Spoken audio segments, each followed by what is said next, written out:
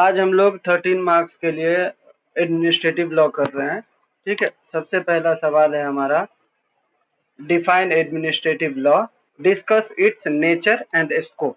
ठीक है, आप लोगों को मैंने बताया था शुरू में भी जब हम लोग इसका बेसिक लेक्चर कर रहे थे। ठीक है, एडमिनिस्ट्रेटिव लॉ क्या है? तो एडमिनिस्ट्रेटिव लॉ एक ऐसा लॉ है जो एडमिनिस्ट्रेटिव अथॉरिटी के पावर को और उसके ड्यूटीज को, ठीक है, रेगुलेट करता है। तो कोई भी एडमिनिस्ट्रेटिव अथॉरिटी है जिनके कुछ पावर्स दिए गए हैं, उनके कुछ ड्यूटीज दिए गए हैं, उनके कुछ एक्शंस होते हैं, ठीक है, तो हम उसको रेगुलेट करेंगे तभी तो सब कुछ बराबर चलेगा ना। तो उसको रेगुलेट करने के लिए, उसके पावर को मिसयूज न किया जाए, उसको हम देखने के लिए, प्रोटेक्ट करने के लिए इंडिविजुअल्स के राइट हमने एडमिनिस्ट्रेटिव लॉ बनाया। ठीक है, तो यही सीधा सा इसका जवाब ये होगा आपका कि एडमिनिस्ट्रेटिव लॉ क्या है। तो एडमिनिस्ट्रेटिव लॉ एक ऐसा लॉ है जो एडमिनिस्ट्रेटिव अथॉरिटी के पावर को, ठीक है, और उसके ड्यूटीज को रेगुलेट करता है। ठीक है, अब उसके पावर को हम रेगुलेट अगर नहीं करें तो आपको पता है जब पार्लियामेंट कोई पावर देता है किसी अथॉरिटी को, ठीक है, इस एक्ट के अंदर एडमिनिस्ट्रेटिव अथॉरिटी को पावर देता है कि आप इस पर्टिकुलर लॉ को इन्फोर्स कराइए। ठीक है, अगर हम उसको रेगुलेट न करें तो वो अपने पावर का इस्तेमाल गलत भी कर सकता है। ठीक है, अब कोई इतना साफ सुथरा इंसान तो है नहीं कि अपने पावर का सही सही इस्तेमाल करे। ठीक है, अब मान के चलिए किसी अथॉरिटी को पार्लियामेंट ने किसी लॉ के अंदर पावर दी, तो वो पावर के मिसयूज भी कर सकते हैं। पैसा लेगा, पैसा खा के वो उल्टा काम कर देगा। ठीक है, पकड़ना था अक्यूज्ड को तो उसके पड़ोसी को पकड़ लिया पैसा खा के, ऐसा भी तो हो सकता है ना। तो हम एडमिनिस्ट्रेटिव अथॉरिटी को कंट्रोल कैसे करेंगे? तो इसी एडमिनिस्ट्रेटिव अथॉरिटी को कंट्रोल करने के लिए बेसिकली ये एडमिनिस्ट्रेटिव लॉ को बनाया गया था। ठीक है, अभी एडमिनिस्ट्रेटिव लॉ के नेचर क्या है और स्कोप क्या है आपसे पूछा जा रहा है।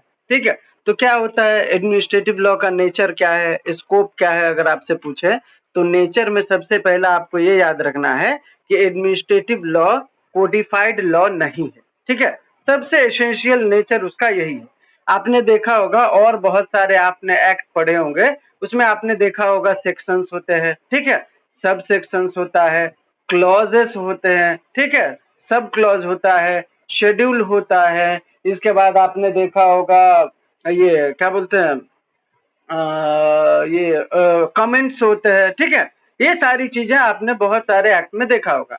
इस एक्ट में आप जब ये लॉ पढ़ोगे तो इसमें कहीं भी सेक्शंस नहीं है, कहीं भी सब सेक्शन नहीं है, कहीं भी कोई क्लॉज नहीं है। ठीक है, तो मतलब कहने का मतलब ये है कि ये जो एडमिनिस्ट्रेटिव लॉ है ये कोडिफाइड लॉ नहीं है।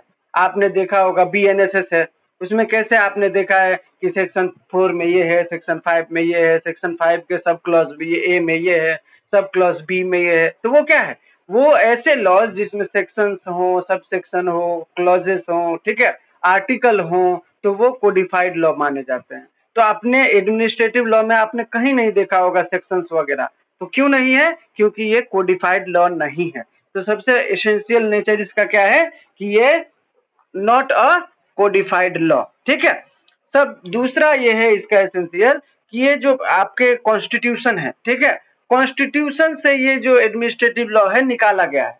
ठीक है, ये एडमिनिस्ट्रेटिव लॉ कोई मतलब ऐसा लॉ नहीं है जो बहुत मतलब बीएनएसएस के जैसा बहुत वाइड रोल निभाता है, नहीं, ये एक पब्लिक लॉ का ब्रांच है। ठीक है, बहुत सारे लॉ बने, बहुत सारे कॉन्स्टिट्यूशन के अंदर से लॉ बनाए गए, उसी में से एक ये जो है आपका एडमिनिस्ट्रेटिव लॉ है। ठीक है, तो ये जो डिराइव हुआ है एडमिनिस्ट्रेटिव लॉ, ये कॉन्स्टिट्यूशनल लॉ जो है ना उसके अंदर से ये जन्म लिया है, ऐसा बोल सकते हैं आप। ठीक है, तीसरा इसका जो नेचर है ये है कि ये जो एडमिनिस्ट्रेटिव लॉ है ये एडमिनिस्ट्रेटिव फंक्शंस को, ठीक है, रेगुलेट करता है।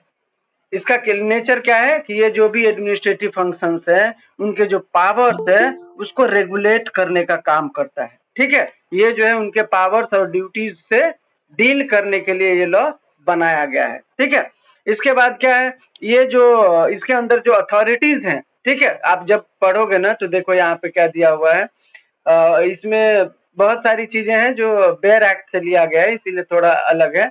इसमें पहले बता रहा है पब्लिक लॉ है। ठीक है, तो पब्लिक लॉ क्यों है? क्योंकि ये कॉन्स्टिट्यूशन से डिराइव किया गया है, ठीक है। और ये पब्लिक से डील करता है, ये किसी इंडिविजुअल से डील नहीं करता। ये हर जो भी पब्लिक आते हैं, अब पब्लिक के अंदर तो इंडिविजुअल भी कवर होता है, तो ये बेसिकली पब्लिक से डील करने के लिए बनाया गया था, तो पब्लिक लॉ है, ठीक है। इसके बाद इसका जो है नेचर ये भी है कि ये कॉन्स्टिट्यूशन से डिराइव किया गया है, ठीक है। इसके बाद इसका नेक्स्ट क्या है कि ये कोडिफाइड लॉ नहीं है। इसके बाद अगला क्या है, ये जजमेंट लॉ है। ये हमेशा याद रखना, एडमिनिस्ट्रेटिव लॉ जो है आपने देखा होगा, बहुत सारे एडमिनिस्ट्रेटिव अथॉरिटी जब अपने पावर का मिसयूज करते हैं तो कोर्ट क्या करता है, उसका जुडिशियल रिव्यू करता है, ठीक है। जुडिशियल रिव्यू करने के बाद वो अपनी बात कुछ तो रखते होंगे ना, तो वो क्या बन जाता है, वो इस लॉ के अंदर प्रेसिडेंट बन जाता है, ठीक है। वो इस लॉ का एक सोर्स बन जाता है। तो ये हमेशा याद रखना, ये जो हमारा एडमिनिस्ट्रेटिव लॉ है ये एक प्रकार का जजमेंट लॉ है, ठीक है। इसके बाद ये डील किससे करता है, तो डील ये एडमिनिस्ट्रेटिव अथॉरिटी के पावर और फंक्शन से करता है, ठीक है। इसके बाद इसके अंदर क्या होता है, तो ये जो है जो भी ऑफिशियल है, ठीक है, एडमिनिस्ट्रेटिव लॉ के, वो कोई एक्शन बियॉन्ड जुरिस्डिक्शन ना ले, उसको कंट्रोल करने का भी इस एडमिनिस्ट्रेटिव लॉ के अंदर जो है पावर है, ठीक है। तो इसका नेचर क्या है कि ये कोई भी एडमिनिस्ट्रेटिव ऑफिशियल है उनके एक्शन को कंट्रोल कर सकता है, ठीक है। मतलब बेसिकली इसके अंदर कंट्रोल मैकेनिज्म है, किसके लिए, तो एडमिनिस्ट्रेटिव अथॉरिटी के लिए, ठीक है। ये डिराइव कहां से हुआ है, तो ये कॉन्स्टिट्यूशन से डिराइव हुआ है, ठीक है। ये डील किससे करता है, तो पब्लिक राइट्स और इंडिविजुअल के राइट को प्रोटेक्ट करने के लिए बनाया गया है। तो यही है 4-5 चीजें, मैं वापिस से बता देता हूँ इसके नेचर। सबसे पहला क्या कि ये पब्लिक लॉ का ब्रांच है। दूसरा क्या कि ये कोडिफाइड लॉ नहीं है। तीसरा क्या कि इसके अंदर जो पब्लिक एडमिनिस्ट्रेटिव है उससे रिलेटेड लॉ बनाए जाते हैं, ठीक है। इसके बाद ये जजमेंट लॉ है और ये डील किससे करता है, ठीक है, deals with power and functions of administrative authorities, ठीक है। और इसके बाद ये बनाया क्यों गया है, इसका नेचर क्या था, तो पब्लिक और इंडिविजुअल राइट को प्रोटेक्ट करें, इसके लिए ये एडमिनिस्ट्रेटिव लॉ बनाया गया, ठीक है। इसके अंदर जुडिशियल रिव्यू भी किया जा सकता है, ठीक है। तो ये मेन इसका जो है एसेंशियल है कि इसके अंदर जुडिशियल रिव्यू भी हो सकता है। तो ये हो गया आपके नेचर कि एडमिनिस्ट्रेटिव लॉ का मतलब स्वभाव कैसा है, ठीक है, नेचर कैसा है। अभी नेक्स्ट है स्कोप। एडमिनिस्ट्रेटिव लॉ का स्कोप क्या है, मतलब उसका विस्तार कितना है, क्या क्या हो सकता है इसके अंदर, ठीक है। स्कोप में सबसे पहले एडमिनिस्ट्रेटिव लॉ का स्कोप ये है कि ये रूल बना भी सकते हैं, ठीक है। कैसे बना सकते हैं, क्योंकि लेजिस्लेचर ने इस लॉ के अंदर उनको पावर दिए हैं, किनको, एडमिनिस्ट्रेटिव अथॉरिटी को, ठीक है। तो एडमिनिस्ट्रेटिव अथॉरिटी को जब आप पावर दीजिएगा तो वो रूल बना सकता है ना, तो रूल मेकिंग का पावर भी है इसके अंदर, ठीक है, पहला। दूसरा क्या है, रूल इन्फोर्समेंट। रूल अगर वो बना सकते हैं तो रूल को इन्फोर्स भी करा सकते हैं। तो एडमिनिस्ट्रेटिव लॉ का जो स्कोप है ये बोलता है कि हम यहाँ पे रूल बना भी सकते हैं, रूल को इन्फोर्स भी कर सकते हैं, ठीक है। अगर कोई डिस्प्यूट अराइज होता है एडमिनिस्ट्रेटिव लॉ के अंदर एडमिनिस्ट्रेटिव अथॉरिटी और पब्लिक के बीच, तो उसको एडजुडिकेट भी कर सकता है, ठीक है। आपने देखा होगा एडमिनिस्ट्रेटिव ट्रिब्यूनल के बारे में मैंने बताया था, ठीक है। जैसे कैट है, central administrative tribunal, state administrative tribunal. तो ये सब क्या है, ये सब है कोई भी ऐसा डिस्प्यूट अराइज होता है तो उसको जो है एडजुडिकेट करने के लिए, ठीक है, रिजॉल्व करने के लिए बनाए गए हैं। तो सबसे 3 मेन चीज हमेशा याद रखना है स्कोप के अंदर। इस एक्ट के अंदर, इस लॉ के अंदर आप रूल बना भी सकते हैं, इस एक्ट के अंदर आप रूल इन्फोर्स भी कर सकते हैं, और इस लॉ के अंदर अगर कोई भी समस्या है, कोई डिस्प्यूट अराइज हुआ है तो आप ट्रिब्यूनल के माध्यम से उसको एडजुडिकेट भी कर सकते हैं। एडजुडिकेट का मतलब मसला हल करना, सॉल्व करना। तो आप उसको डिस्प्यूट को रिजॉल्व भी कर सकते हैं, ठीक है। इसके बाद इसका स्कोप क्या है, इसका स्कोप यह है कि इसके अंदर कंट्रोल मैकेनिज्म भी है कि कोई भी एडमिनिस्ट्रेटिव अथॉरिटी अपने पावर का गलत इस्तेमाल करते हैं तो उसको, उसके ऊपर जो है 3 तरीके से कंट्रोल किया जा सकता है, ठीक है। तीनों ऑर्गन एक बेसिकली डेमोक्रेसी का जो हमारा है ये ऑर्गन 3 है ना। पहला है जुडिशियरी, पहला है पार्लियामेंट, ठीक है, लेजिस्लेचर, दूसरा है जुडिशियरी, तीसरा है एग्जीक्यूटिव, ठीक है।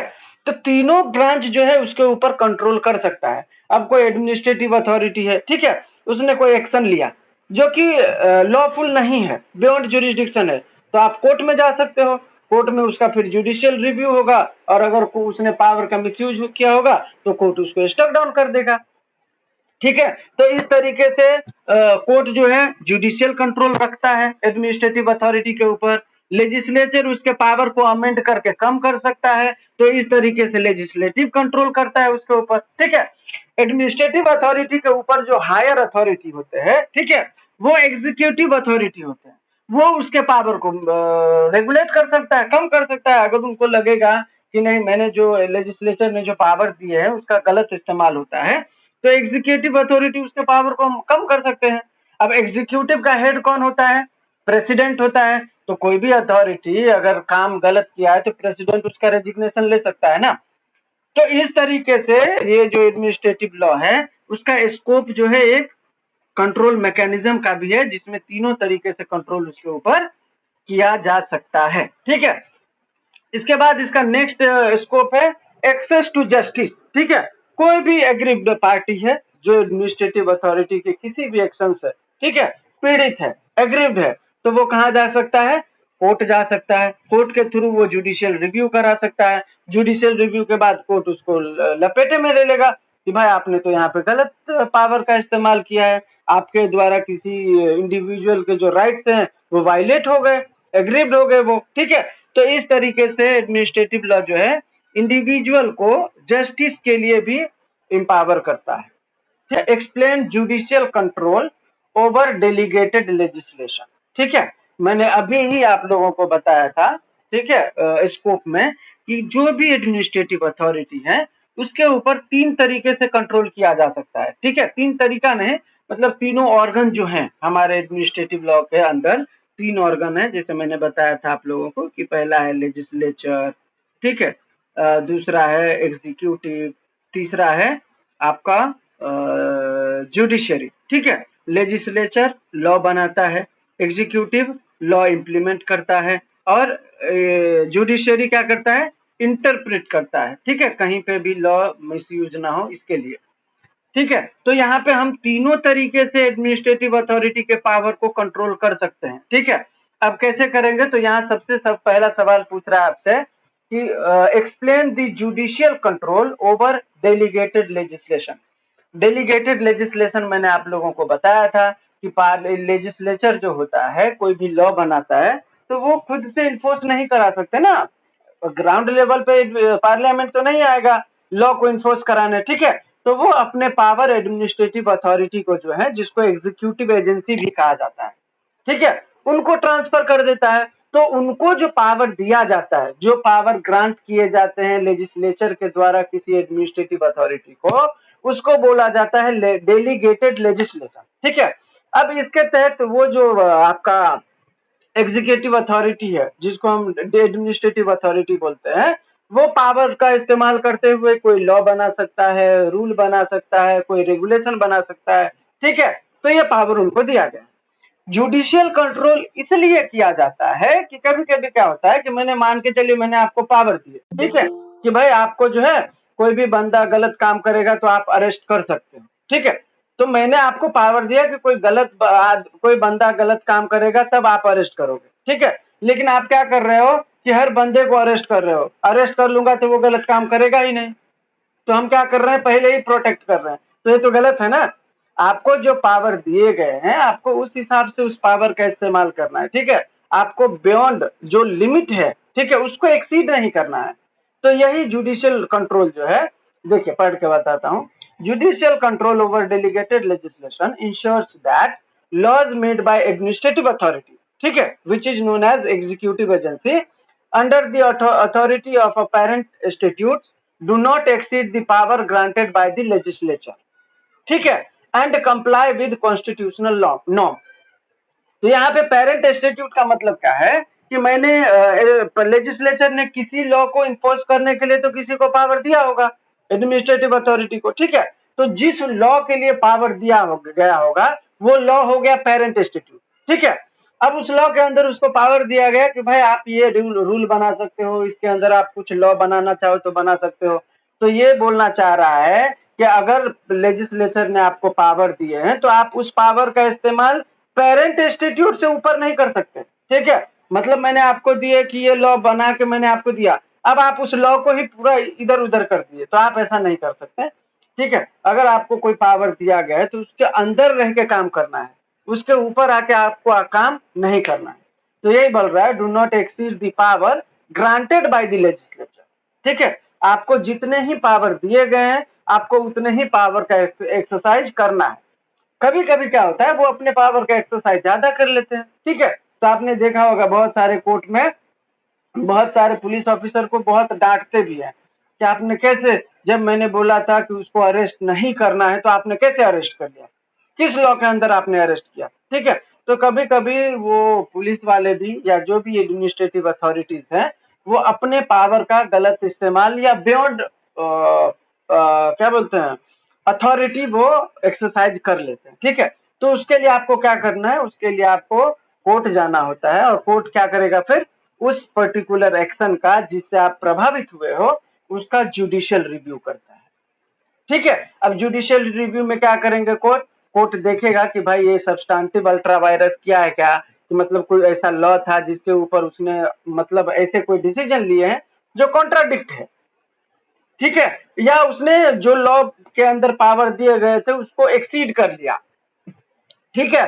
तो वो हो जाता है आपका सब्सटेंटिव अल्ट्रा वायरस। तो कोर्ट यही देखेगा कि भाई उसने बियॉन्ड पावर तो अपने पावर का इस्तेमाल नहीं किया है, ठीक है। अगर ऐसा कुछ किया होगा तो कोर्ट उसके उस एक्शंस को, ठीक है, गलत ठहराते हुए उसको सजा भी दे सकता है या उसके उस एक्शंस को स्टेप डाउन भी कर सकता है, ठीक है। इसी में प्रोसीजरल है, अगर कोई भी अथॉरिटी ऐसे कोई प्रोसीजर अपनाता है जो लॉ में ऐसा नहीं दिया गया है, ठीक है, और उसको जो पावर दिया गया था उसको वो एक्सीड कर चुका है, तो ऐसे सिचुएशन में भी कोर्ट जो है, अगर कोर्ट को लगेगा कि ये जो है अनरीजनेबल है या अनकॉन्स्टिट्यूशनल है या फंडामेंटल राइट को वायलेट कर रहा है, तो कोर्ट उसको जो है बियॉन्ड जुरिस्डिक्शन मानते हुए स्टेप डाउन कर देगा और सामने वाले अथॉरिटी को जेल भी भेज सकता है, ठीक है। इसके बाद है अनकॉन्स्टिट्यूशनैलिटी, फिर है अनरीजनेबल, ठीक है, या मैलाफाइड इंटेंशन के साथ अगर आपने काम करा हो, तो ये सारी चीजें जो है ना जुडिशियल रिव्यू के लिए पर्याप्त होता है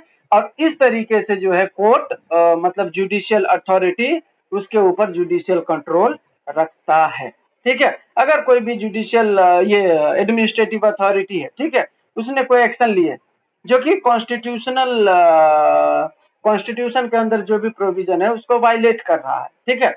सपोज सेक्शन 20 आर्टिकल 21 के बियॉन्ड जाके वो काम कर रहा है। आर्टिकल 21 में क्या है कि भाई आप कहीं पे भी घूम सकते हो और पुलिस आपको घूमने नहीं दे रहा है, ठीक है।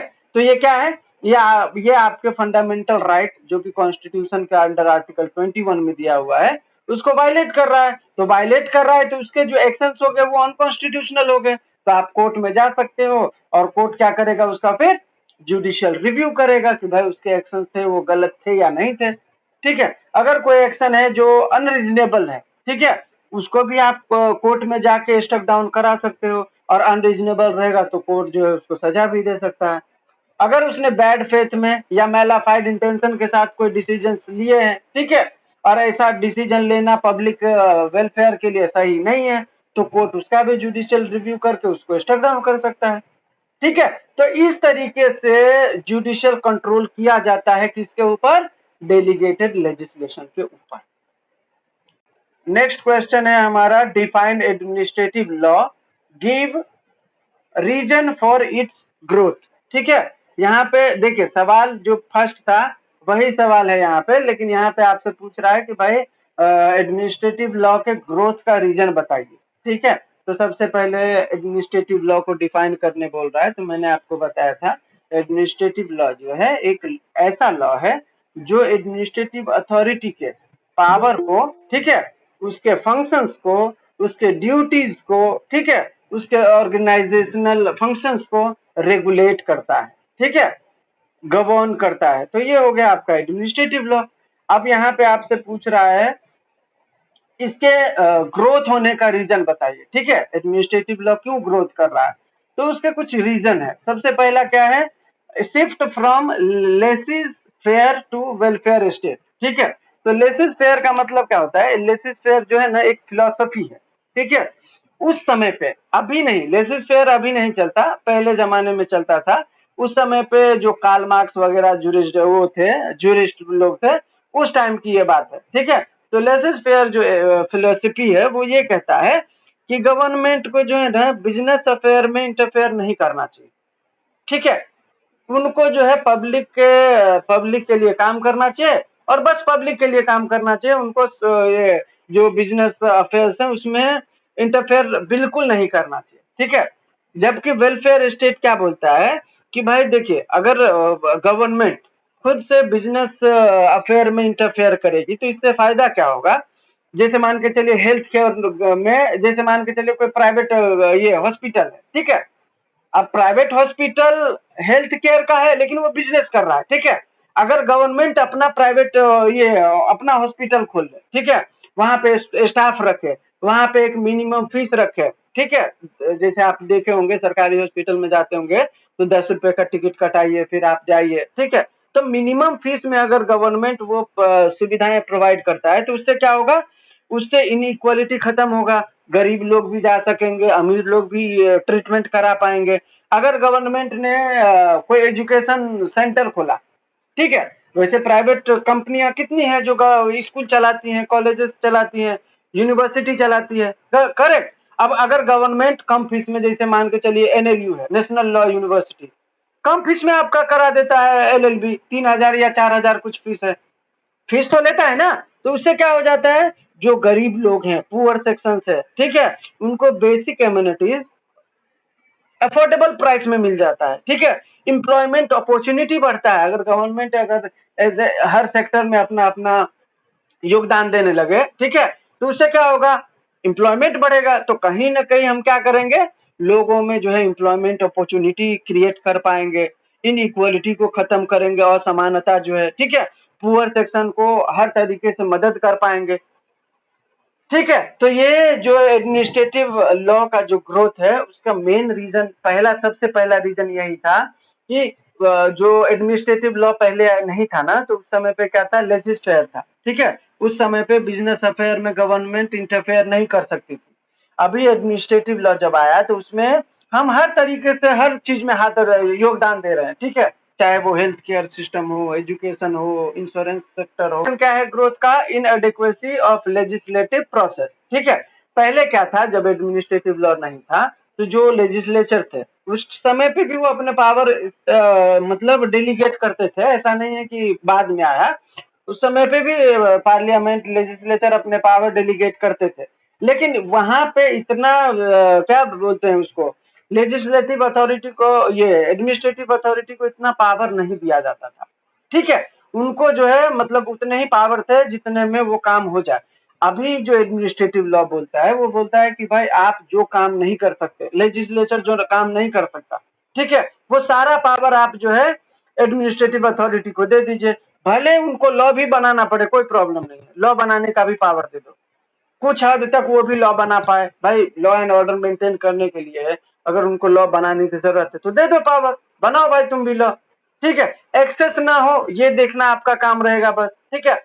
तो एडमिनिस्ट्रेटिव लॉ जो है इसीलिए उसका ग्रोथ हुआ क्योंकि ये हर पावर को जो है अथॉरिटी को देने के लिए प्रावधान बना दिया, ठीक है, कि जो भी पावर है अगर आप नहीं कर सकते तो आप उनको दे दो, वो अपना लॉ बनाएंगे, खुद ही इन्फोर्स करेंगे, सब काम कर लेंगे, ठीक है। तो ये भी एक जो है मतलब रीजन है कि एडमिनिस्ट्रेटिव लॉ ग्रोथ किया। तीसरा है complexity and technical nature of modern governance. Modern governance involves complex and specialised areas such as environmental regulation, telecommunication and public health. Administrative agency equipped with expertise and technical knowledge are better positions to handle these intricate matters leading to the growth of administrative law, ठीक है। ये जो administrative law है इसके अंदर जो है environmental regulation, telecommunication और पब्लिक हेल्थ के लिए एडमिनिस्ट्रेटिव एजेंसी जो होते हैं, ठीक है, वो एक्सपर्ट हैं, ठीक है, इक्विप्ड हैं।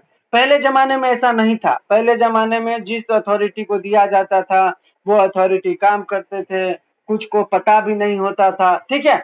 लेकिन एडमिनिस्ट्रेटिव लॉ जब से आया है इसके अंदर हम एडमिनिस्ट्रेटिव अथॉरिटी बनाए, हमने उनको हर फील्ड में पावर दे दिया कि भाई आपको अगर इसमें आपको एक्सपर्टाइज है तो आप करो। तो इस तरीके से जो है एडमिनिस्ट्रेटिव लॉ के अंदर जो अथॉरिटीज आए वो एक्सपर्ट आए, वेल इक्विप्ड आए, ठीक है, उनको टेक्निकल नॉलेज सारा था। तो इससे क्या होता था, इससे जो भी मैटर होते थे, ठीक है, उसको जो है अच्छी तरीके से हैंडल किया जा सकता था। तो ये भी एक रीजन है कि एडमिनिस्ट्रेटिव लॉ जो है ग्रोथ कर पाया। इसके बाद है judicial system limitation. Traditional judicial system can be slow, costly and formalistic, often unable to address dispute efficiently. Administrative tribunal and quasi-judicial bodies have been established to provide quicker and more specialized resolution of dispute. ठीक है, पहले जो होता था, पहले जब administrative law नहीं था तो सिर्फ कोर्ट्स थे, ठीक है, आपका कोई भी डिस्प्यूट होता था तो आप कोर्ट के पास जाते थे। लेकिन एडमिनिस्ट्रेटिव लॉ जब से आया, एडमिनिस्ट्रेटिव लॉ ने अपना एक अथॉरिटी बनाया, ठीक है, और उसके अंदर उसमें भी एक बॉडी बनाया जो उस पर्टिकुलर डिस्प्यूट को देखेगा, ठीक है। तो इस तरीके से क्या हुआ, जुडिशियल अथॉरिटी जो भी थे, कोर्ट्स वगैरह थे, उनका जो भी फंक्शन था उनको टेक ओवर किया इन्होंने, ठीक है। तो इस तरीके से उनका जो फंक्शन था वो उस तरीके से उस टाइम पे बहुत बोझ होता था ना कोर्ट पे, तो वो क्या होता था, स्लो चलता था। अगर हमने एडमिनिस्ट्रेटिव लॉ के अंदर एडमिनिस्ट्रेटिव अथॉरिटी के लिए अलग से कोर्ट बना दिया जिसको हमने ट्रिब्यूनल बोला, ठीक है, तो वो एक तरीके से जुडिशियल जो काम थे, ठीक है, उनको टेक ओवर किया, उनके काम को आसान कर दिया, और यहाँ पे भी जो डिस्प्यूट होते थे उसको एफिशिएंटली हमने टेक ओवर करना शुरू कर दिया, ठीक है। तो इसीलिए भी एडमिनिस्ट्रेटिव लॉ का जो है ग्रोथ हो पाया। क्यों हो पाया, क्योंकि पहले जो था सारा डिस्प्यूट कोर्ट में जाता था, ठीक है, अब कोर्ट में गया, कोर्ट के पास वैसे भी बहुत सारे मैटर थे, ठीक है, तो इस तरीके से कोर्ट जो है काम धीरे धीरे करने लगी, स्लो करने लगी। तो हमने क्या किया, एडमिनिस्ट्रेटिव लॉ के अंदर एक अथॉरिटी बनाया और उसमें जो भी एडमिनिस्ट्रेटिव रिलेटेड डिस्प्यूट होंगे अब सब वही देखेंगे, ठीक है। तो अब ट्रिब्यूनल उस मैटर को लेने लगा, तो एक तरीके से कोर्ट का जो है काम हल्का कर दिया, बोझ हल्का कर दिया, और इधर भी जो डिस्प्यूट थे वो एफिशिएंटली खत्म होने लगे, ठीक है। एक एग्जांपल से बताता हूं, मान के चलिए एक कोर्ट है, ठीक है, वो क्रिमिनल मैटर भी देखता है, सिविल मैटर भी देखता है, फैमिली मैटर भी देखता है, ठीक है। अब उसके कोर्ट में 100 केस आ गया, ठीक है, अब मान के चलिए 30 केस उसमें फैमिली का था। अब वहां से मतलब उस कोर्ट से 30 मैटर फैमिली का हटा दीजिए तो उनके पास कितना बचा, 70, ठीक है। अब उनके पास थोड़ा बोझ कम हुआ तो अब थोड़ा वो एक्टिव हो जाएंगे, और ये 30 मैटर किसी पर्टिकुलर कोर्ट को दे दो तो उसके लिए आसान हो जाएगा ना, 30 ही मैटर फटाक से खत्म करो, बराबर। तो इसी तरीके से हमने एडमिनिस्ट्रेटिव लॉ के अंदर एक ट्रिब्यूनल बनाया जो एडमिनिस्ट्रेटिव अथॉरिटी के अंदर जो भी इंडिविजुअल के राइट वायलेट हुए रहेंगे, जो भी होगा डिस्प्यूट, ठीक है, उसको वो खत्म कर पाएंगे। तो अगर कोर्ट के पास वो मैटर नहीं जाएगा तो कोर्ट का भी बोझ कम होगा और उस इंडिविजुअल इंसान का भी मैटर इतना देर तक पेंडिंग नहीं रहेगा। फटाक से ट्रिब्यूनल में जाओ, ट्रिब्यूनल के पास मैटर ही उतना ही है, ठीक है, थोड़ा ही होगा ना, क्योंकि वो सिर्फ डिस्प्यूट किसका ले रहा है, एडमिनिस्ट्रेटिव का, तो फटाफट वो डिस्प्यूट खत्म कर देगा। तो इस तरीके से एडमिनिस्ट्रेटिव लॉ का जो है ग्रोथ जो है होने लगा कि भाई ये जो है फटाफट डिस्प्यूट को भी खत्म कर रहा है, ठीक है, ये सिस्टम हमें अच्छा लगा, ऐसा, ठीक है। नेक्स्ट है urbanisation and industrialisation. The industrial revolution and subsequent urbanisation led to increase demand for public service and infrastructure. This growth required the creation of administrative rule and regulation to manage urban development. ठीक है, तो उस time पर जो भी authority थे वो efficiently काम नहीं कर पा रहे थे, ठीक है। अभी जो है मतलब जगह जगह पे आपने देखा होगा इंडस्ट्री बन रहा है, ठीक है, शहरीकरण हो रहा है, मतलब जगह जगह पे इंडस्ट्री बन रहा है, बाहर बाहर की कंपनियां आ रही हैं। अभी देखो मुंबई में टेस्ला ने एजेंसी खोला है, ठीक है। तो ये क्या है, ये अर्बनाइजेशन का, इंडस्ट्रियलाइजेशन का एक वो है, एग्जाम्पल है। तो यहाँ पे हमें उस तरीके से अथॉरिटी भी तो बनाना पड़ेगा ताकि वो उसको रेगुलेट कर पाए, ठीक है। बिना अथॉरिटी रेगुलेट हो पाएगा क्या, नहीं हो पाएगा। तो एडमिनिस्ट्रेटिव लॉ जो आया तो उन्होंने बोला कि भाई अगर आप इंडस्ट्रियलाइजेशन कर रहे हो, अर्बनाइजेशन कर रहे हो, ठीक है, तो उसमें पब्लिक सर्विस का जो है डिमांड बढ़ेगा, ठीक है। डिमांड बढ़ेगा तो उसको रेगुलेट करने के लिए कोई अथॉरिटी तो होगा ना, उसको मैनेज करने के लिए। तो उसको मैनेज करने के लिए आप किसको बनाओगे, तो एडमिनिस्ट्रेटिव अथॉरिटी बनाओ, वो अथॉरिटी रेगुलेट करेगा। तो इस तरीके से ये जो क्या बोलते हैं एडमिनिस्ट्रेटिव लॉ का जो है डिमांड बढ़ने लगा और फिर हो गया, इंक्रीज होते गया, और आज देख रहे हो एडमिनिस्ट्रेटिव लॉ हमारे एजुकेशन का पार्ट बन गया, इतना ग्रोथ हुआ एडमिनिस्ट्रेटिव लॉ का।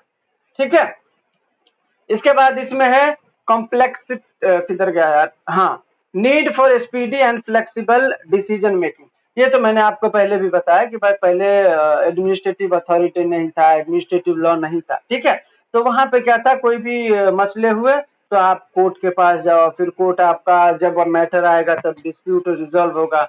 अभी क्या है, इस लॉ के अंदर कोई भी मैटर होगा तुरंत ट्रिब्यूनल के पास जाओ। ठीक है, ट्रिब्यूनल क्या करेगा, तुरंत उस मैटर को देखेगा कि भाई ये मैटर में क्या हो सकता है, डिस्प्यूट खत्म करो, हो गया खत्म। ठीक है, तो इसमें क्या है, स्पीडी जस्टिस मिलता है, तुरंत डिसीजन लिए जाते हैं। तो ये सारी चीजें हो गई इसके अंदर, तो ये भी एक रीजन था कि एडमिनिस्ट्रेटिव लॉ को ग्रोथ किया गया। ठीक है, delegation of legislative power, legislature often delegates certain power to administrative agency to enact detailed regulation within a framework of enable statutes. ठीक है, this delegation allows for more efficient and specialized governance leading to the growth of administrative law. ठीक है, पहले क्या था, पहले जमाने में ऐसा कुछ नहीं था, जब ये लॉ नहीं था ना, तो ऐसा कुछ पावर जो है खास लोअर अथॉरिटी को दिया नहीं जाता था। ठीक है, लेकिन जब से ये एडमिनिस्ट्रेटिव लॉ आया, इसमें प्रोविजन बना दिया गया, ठीक है, कि जो भी अथॉरिटीज होंगे उनको लेजिस्लेचर अपना पावर डेलीगेट कर सकता है, और इतना पावर वो दे सकते हैं कि भाई उस मतलब वो उस हिसाब से रेगुलेशन भी बना सकता है, लॉ भी बना सकता है। ठीक है, फ्रेमवर्क भी तैयार कर सकता है।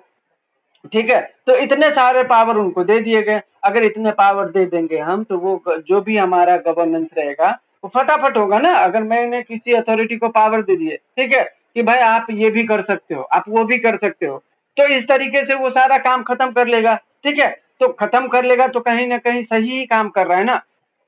सिर्फ ये गलत है कि वो अपने पावर का मिसयूज ना करे। ठीक है, अगर वो सही यूज कर रहा है तो कहीं ना कहीं ये ग्रोथ का काम कर रहा है। ठीक है, तो इस तरीके से ये जो लेजिस्लेटिव अथॉरिटी है वो आपके रीजन बन जाते हैं एडमिनिस्ट्रेटिव लॉ के ग्रोथ के।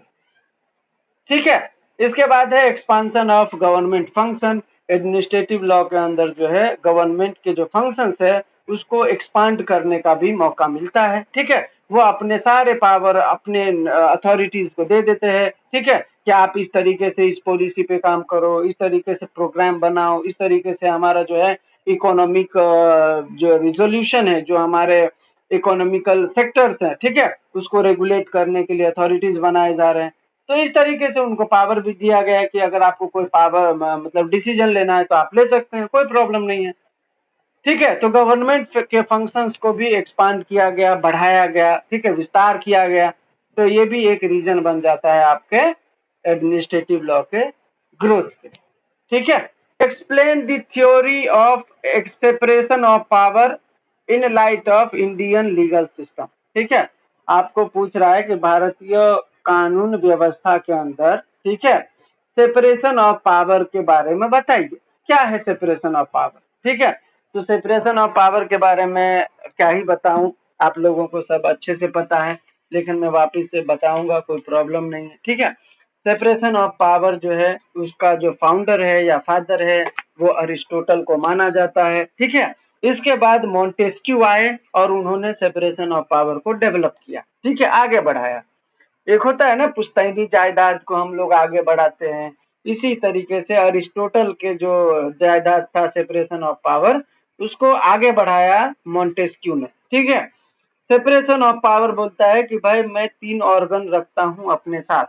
कौन कौन से ऑर्गन रखता हूं मैं, वो रखता हूं पहला लेजिस्लेचर, दूसरा एग्जीक्यूटिव, तीसरा जुडिशियरी। ठीक है, 3 ऑर्गन माने जाते हैं सेपरेशन ऑफ पावर के। इसको ऑर्गन भी बोलता है, कोई कोई इसको ब्रांच भी बोलता है। ठीक है, तो सेपरेशन ऑफ पावर के अंदर 3 ब्रांच हैं, पहला है लेजिस्लेचर, दूसरा है एग्जीक्यूटिव, तीसरा है जुडिशियरी। लेजिस्लेचर का काम है to make the laws, law बनाने का काम जो है लेजिस्लेचर का है। दूसरा है एग्जीक्यूटिव, एग्जीक्यूटिव का काम है इम्प्लीमेंट द लॉज, जो भी लॉ है उसको इम्प्लीमेंट करे, इन्फोर्स करे। तीसरा है जुडिशियरी, जुडिशरी का काम है interpret and enforce the laws. अगर कोई भी लॉज ठीक है, जो अल्ट्रा वायरस है, ठीक है, या बियॉन्ड जुरिस्डिक्शन है, या अनकॉन्स्टिट्यूशनल है, या अनरीजनेबल है, ठीक है, तो उसको कोर्ट क्या कर सकता है, इंटरप्रेट कर सकता है। ठीक है, इंटरप्रेट करने के बाद अगर उनको लगता है कि लॉ में कहीं ना कहीं खामी है, या अल्ट्रा वायरस है, या फंडामेंटल राइट को वायलेट कर रहा है, या कॉन्स्टिट्यूशन के बेसिक स्ट्रक्चर को टच कर रहा है, तो कोर्ट क्या करेगा, उसको स्टक डाउन कर देगा। ठीक है, तो ये तीन जो है ब्रांच है। अब ये जो आपका सेपरेशन ऑफ पावर है, ये बोलता है कि कोई भी गवर्नमेंट, मतलब कोई भी अथॉरिटी अगर लेजिस्लेचर का है तो वो एग्जीक्यूटिव में हस्तक्षेप नहीं करेगा। The same person should not form part of more than one of three organ of government. ठीक है, अगर कोई लेजिस्लेचर में कोई बंदा है तो वो एग्जीक्यूटिव में नहीं हो सकता। अगर कोई एग्जीक्यूटिव में बंदा है तो वो जुडिशियरी में नहीं हो सकता। One organ of the government should not interfere with other organ. कोई भी एक ऑर्गन दूसरे ऑर्गन के काम में दखल अंदाजी नहीं कर सकता, इंटरफेयर नहीं कर सकता।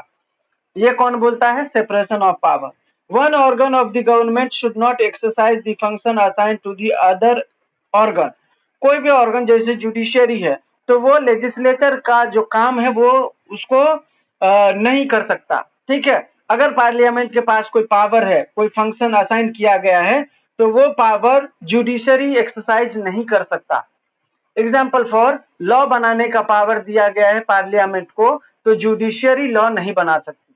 ठीक है, एग्जीक्यूटिव को लॉ इंप्लीमेंट करने के लिए दिया गया है पावर, तो जुडिशियरी लॉ इंप्लीमेंट नहीं कर सकती। समझ रहे हो? तो इस तरीके से सेपरेशन ऑफ पावर बोलता है कि भाई तीनों ब्रांच है, तीनों ब्रांच अपने अपने जुरिस्डिक्शन में काम करें, अपने अपने अधिकार क्षेत्र में काम करें। ठीक है, कोई भी किसी के जुरिस्डिक्शन में हस्तक्षेप नहीं करेगा, इंटरफेयर नहीं करेगा। ठीक है, तो मोटा मोटी आपका जो सेपरेशन ऑफ पावर है यही बोलता है। अब यहाँ पे बोल रहा है कि इंडियन कॉन्टेक्स्ट में क्या है। Unlike the US Constitution, which strictly separates power, the Indian Constitution adopts a functional and flexible approach rather than a rigid one. ठीक है, यूएस का जो कॉन्स्टिट्यूशन है वो रिजिड है। रिजिड का मतलब क्या होता है वहां पे, कि भाई जो पार्लियामेंट का काम है वो सिर्फ पार्लियामेंट ही करेगा, जुडिशियरी नहीं करेगा। अगर कोई लॉ बनाना है तो पार्लियामेंट ही लॉ बनाएगा, उसको जुडिशियरी नहीं ज्ञान देगा कि भाई मैं तुमको बोल रहा हूं तो तुम लॉ बना। भारत में कैसे होता है, जैसे अभी देखे हो ना आप लोग, ये क्या बोलते हैं, प्रेसिडेंट को बोल दिया है सुप्रीम कोर्ट ने कि आपको 30 दिन में किसी बिल पर साइन करना होगा या नहीं करना है, तो वो भी बताना होगा। प्रेसिडेंट एग्जीक्यूटिव का हेड होता है। ठीक है, उनको जो है आप ऐसे मतलब क्या बोलते हैं, आदेश दोगे कि आप किसी बिल पर 30 दिन में सुनवाई करो, नहीं तो नहीं कर सकते, ऐसा अगर आप इस तरीके से आदेश दे रहे हो तो ये गलत है। आप जुडिशरी हो, आप जुडिशरी में आदेश दे सकते हो, आप एग्जीक्यूटिव के हेड को कैसे आदेश दे सकते हो कि तुम, जब सेपरेशन ऑफ पावर है, ठीक है, तो एग्जीक्यूटिव का हेड एग्जीक्यूटिव मामले में जो करना चाहे वो कर सकता है। ठीक है, जुडिशरी कैसे उसको इंटरप्रेट करेगी, उसके अंदर हस्तक्षेप करेगी। तो हमारे भारत में इस तरीके से यूएस के जैसा रिजिड नहीं है कि पार्लियामेंट का काम है लॉ बनाना, तो जुडिशरी उसको ज्ञान नहीं देगा। ठीक है, वहां पे स्ट्रिक्ट है, जुडिशरी का काम है वो जुडिशरी करेगा। लेकिन भारत में क्या होता है, जुडिशरी भी ज्ञान दे देती है पार्लियामेंट को, एग्जीक्यूटिव भी कभी कभी जुडिशरी को रोक देती है किसी भी काम में।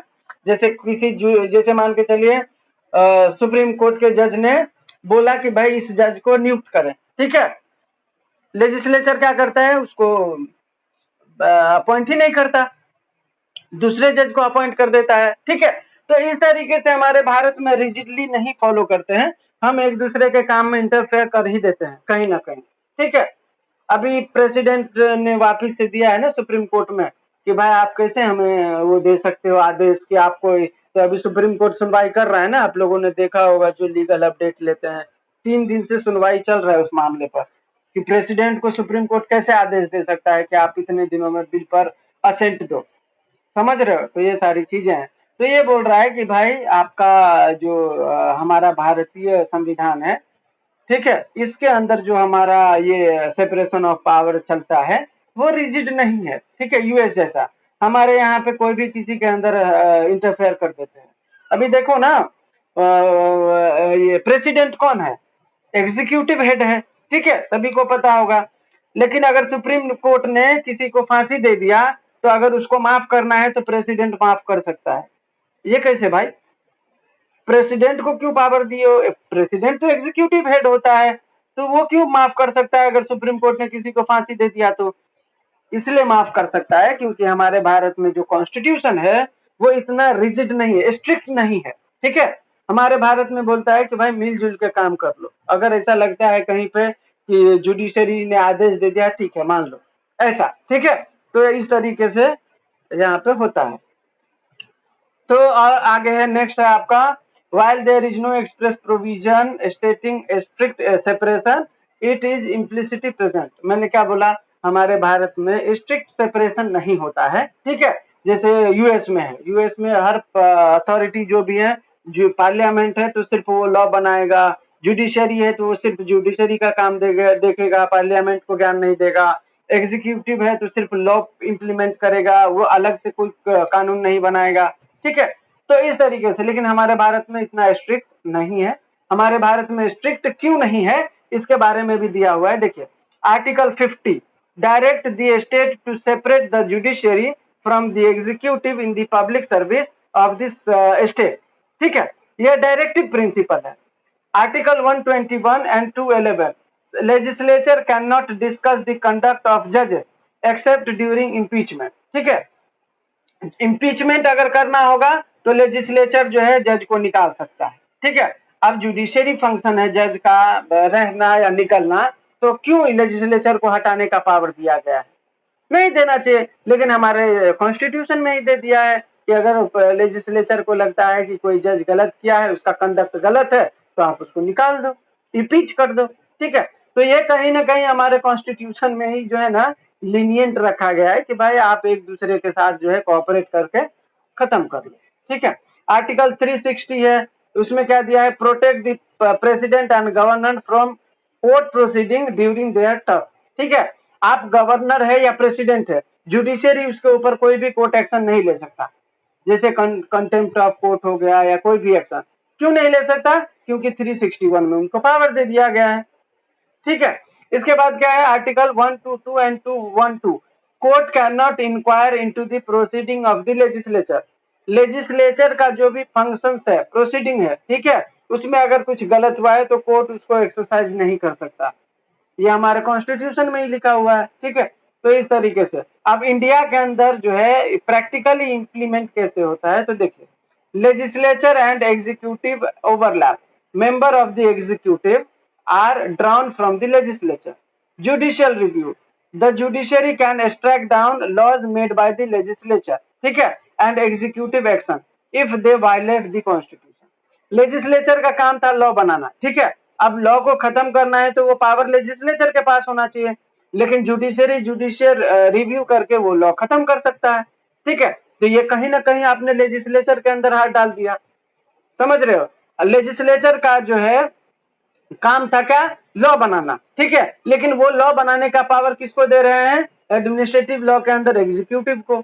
अब एग्जीक्यूटिव भी लॉ बनाएगा तो एग्जीक्यूटिव का काम क्या था? लॉ इन्फोर्स करना, ठीक है। लेकिन वो लॉ भी बनाने लगा क्योंकि डेलीगेटेड लेजिस्लेशन दे दिया है लेजिस्लेचर ने, समझ रहे हो। तो इस तरीके से हम लोग यहाँ हमारे भारत में एक दूसरे के काम में हस्तक्षेप होता आ रहा है और होता रहेगा। ऐसा कुछ सेपरेशन ऑफ पावर जो है हमारे किताब में ही है, कुछ हद तक फॉलो भी होता है, बाकी अदरवाइज नहीं होता, ठीक है। आपका state the importance of principle of natural justice with relevant case law. अगर यहाँ पे देखो, यहाँ पे अच्छा पूछा है, केस लॉ के साथ आपसे पूछा जा रहा है, ठीक है। तो यहाँ पे आपको एक या दो केस लॉ तो टिकाना ही टिकाना है, और मैंने आप लोगों को केस लॉ बताया भी था, ठीक है। कौन कौन से केस लॉ बताए थे आप लोगों को? अगर आप लोगों को याद हो तो रिज वर्सेस बाल्डविन का केस मैंने बताया था, ठीक है। फिर मैंने एक कृपाइक का बताया था, फिर मैंने आपको मेनका गांधी का बताया था। ये तीनों केस लॉ लैंडमार्क है नेचुरल जस्टिस के लिए, ठीक है। अब यहाँ पे मैंने हर एक पॉइंट के लिए केस लॉ दिया है, तो आपको हर एक पॉइंट के लिए केस लॉ नहीं देना है, ठीक है। आपको सिर्फ नेचुरल जस्टिस बताना है और नेचुरल जस्टिस पूरा एक्सप्लेन करने के बाद नीचे दो केस लॉ चिपका देना है, ठीक है। आपको इस नोट्स के हिसाब से नहीं चलना, आपको सिर्फ जो मैंने पढ़ाया है उसके हिसाब से चलना है। तो सबसे पहले मैंने आपको बताया था नेचुरल जस्टिस के अंदर भी 3 पिलर होते हैं, 3 ब्रांच होते हैं, ठीक है, 3 ऑर्गन माने जाते हैं। नेचुरल जस्टिस के अंदर कौन कौन से ब्रांच है? सबसे पहला है रूल अगेंस्ट बायस, दूसरा है रूल ऑफ फेयर हियरिंग और तीसरा है रीजन डिसीजन। ठीक है, रूल अगेंस्ट बायस का मतलब क्या होता है कि भाई आप बायस नहीं हो सकते। ठीक है, बायस का मतलब पक्षपात नहीं कर सकते आप। बायस का मतलब पक्षपात। पक्षपात कितने तरीके से हो सकता है? 3 तरीके से हो सकता है। या तो पेक्यूनरी, पैसा लेके, या तो पर्सनल कि भाई मेरा कोई रिलेटिव है, या तीसरा सब्जेक्ट मैटर, कोई प्रॉपर्टी में आपने पैसा लगाया था, शेयर खरीदा था, अब उस प्रॉपर्टी का मामला आपके कोर्ट में आया है, तो अब आप उस हिसाब से डिसीजन दोगे। ठीक है, तो वो सब्जेक्ट मैटर हो गया। तो ये जो रूल अगेंस्ट बायस है, इसका एक लैटिन मैक्सिम है, नेमो जुडेक्स इन कॉजा सुआ। ठीक है, इसका मतलब होता है नो मैन शैल बी जज इन हिज आउन केस। कोई भी बंदा अपने ही केस में खुद जज नहीं हो सकता। ठीक है, आपको याद हो तो एक कृपाई के केस में जब फॉरेस्ट डिपार्टमेंट ने एक वो निकाला था वैकेंसी, ठीक है, तो उसमें जो बंदा था नुमाइज कुछ नाम था ना उसका, ठीक है, तो वो जो बंदा था वो फॉरेस्ट विभाग में काम भी करता था। ठीक है, उसने उस पोस्ट के लिए एप्लीकेशन भी किया, और वो उस पोस्ट के लिए जो ये जजेस थे जो उसको अपॉइंट करने वाला था, ठीक है, बेंच, उसका वो मेंबर भी था। ठीक है, तो इस तरीके से वो भी हो गया, एप्लीकेंट भी हो गया और वो जज भी हो गया। तो यहीं पे नेचुरल जस्टिस का वायलेशन हो गया था, और एक एक कृपायक ने कोर्ट में जाके कहा कि भाई वो बंदा खुद भी पार्टी भी है, मतलब एप्लीकेंट भी है, और उसमें जो चयन कर रहा है उसमें वो जज भी बना हुआ है, तो वो खुद को चयन नहीं कर लेगा, खुद को ही सेलेक्ट कर लेगा वो, बराबर। तो इस तरीके से ये मैक्सिम वहां पे अप्लाई होता है, नो मैन शैल बी जज इन हिज आउन केस। अपने ही केस में वो खुद जज नहीं हो सकता। ठीक है, तो ये होता है रूल अगेंस्ट बायस के अंदर।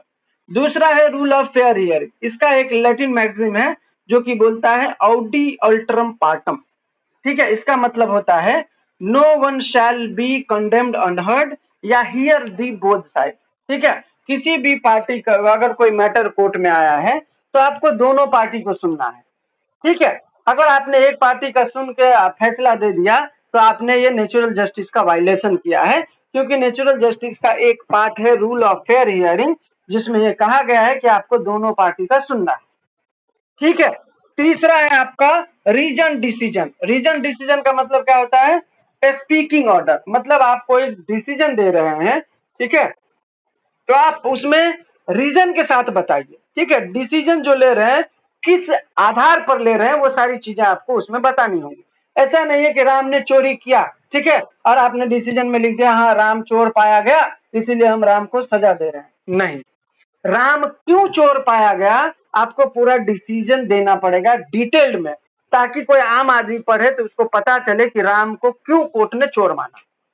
समझ रहे हो? तो ये तीसरा जो था ऑर्गन नेचुरल जस्टिस का रीजन डिसीजन, उसका मतलब होता है स्पीकिंग ऑर्डर, और इसका मतलब होता है कि डिसीजन जो भी दिया गया हो वो मस्ट बी रीजनेबल और पूरा एकदम विस्तार से होना चाहिए। ठीक है, तो ये तीनों चीजें आती हैं। तो नेचुरल जस्टिस के अंदर ये 3 चीज हो गया। यहाँ पे ये एक एक्सेप्शन है नेचुरल जस्टिस में, हमेशा याद रखना, आपसे पूछा जा सकता है 6 मार्क्स में कि नेचुरल जस्टिस का कुछ एक्सेप्शंस बताइए। ठीक है, तो क्या हो सकता है नेचुरल जस्टिस का एक्सेप्शन? पहला है स्टेट्यूटरी एक्सक्लूजन।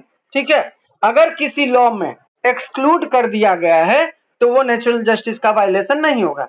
एग्जाम्पल फॉर, किसी लॉ में ये लिखा गया है, ठीक है, कि SC ST को, ठीक, जैसे मान के चलिए है ना सोशल ट्राइब्स और शेड्यूल कास्ट, उसके लिए अगर कोई पनिशमेंट, अगर कोई अपराध करता है, ठीक है, तो उसमें उनको जो पनिशमेंट है या फाइन है 1000 होगा, अदरवाइज 2000 होगा।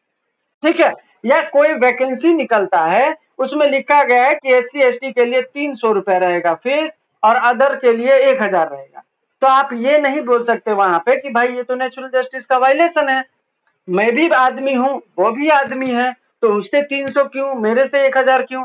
तो यहाँ पे क्या है? स्टेट्यूटरी एक्सक्लूजन है, लॉ में ही ये प्रोविजन है।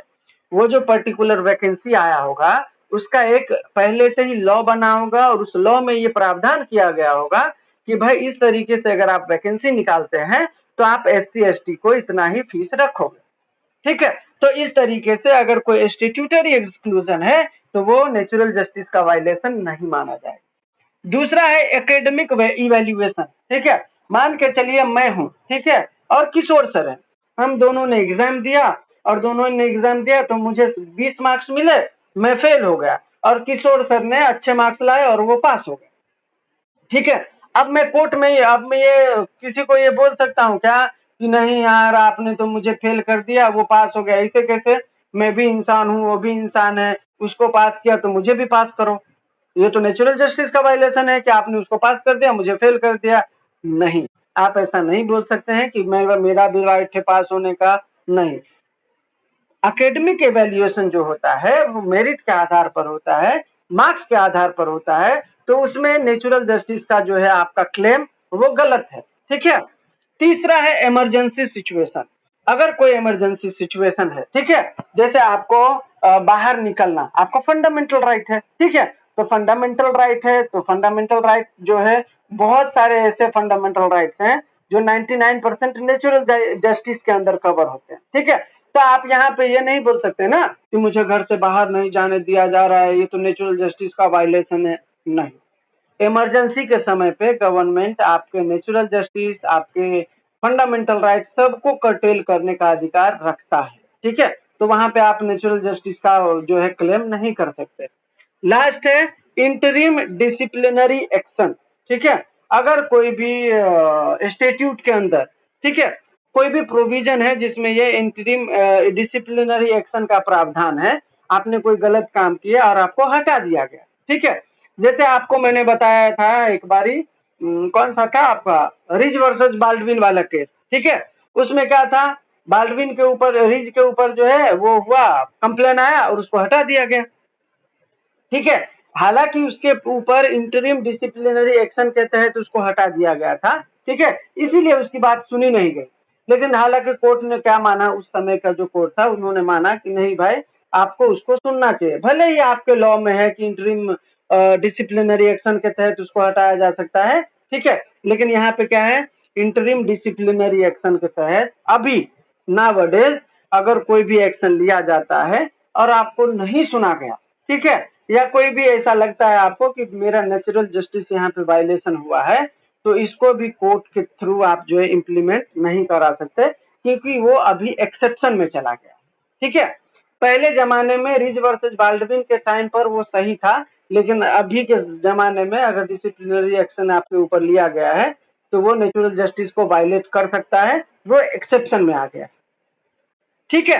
तो ये मैंने आपको नेचुरल जस्टिस के 3 ब्रांच भी बता दिए, उसको डिटेल में भी समझा दिया, इसके बाद आपको एक्सेप्शन भी बता दिया, इसके बाद मैंने आपको 3 केस लॉ भी बता दिए, रिज वर्सेस बाल्डविन का, मेनका गांधी का और AK कृपाइक का।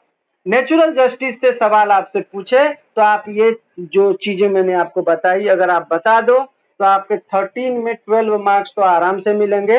नेक्स्ट क्वेश्चन है हमारा, discuss the characteristics of administrative tribunal, ठीक है।